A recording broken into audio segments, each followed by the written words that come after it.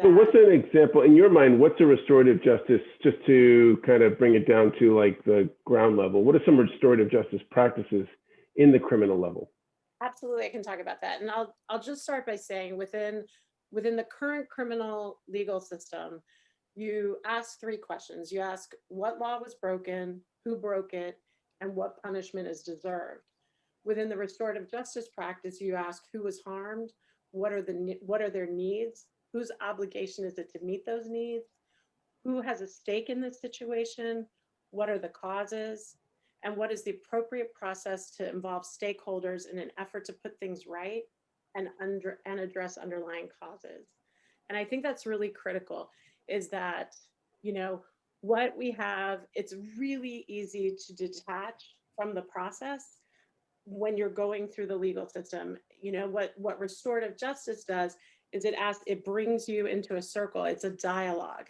And people describe restorative practices, and a specific restorative justice practice that we've been looking at is conferencing. And that might be at different levels. It might be a diversion to do a conference with the harmed party and the party that's been harmed. And then within that process, they decide, you know, and that is something that gives agency to the party that's been harmed to be able to say what they feel would be um, the appropriate punishment, I guess, would be in more retributive terms, but what needs need to be met by the party that caused harm, and how would that happen? And what it does is it allows the harm party to be a part of that conversation. And so, whereas the criticism of restorative justice is typically that, you know, it focuses more on the party that has caused harm, in reality, what it actually does is bring the party that's been harmed into the process and allows them to have a voice. And so one of the specific practices that we're looking at, or that we've studied, and we've studied within the Restorative Arlington concept, Restorative Arlington work group, and to be fully transparent and clarify, we're looking at this with multiple organizations. You know, OAR, obviously that our work really centers around this, so we want to be part of that conversation.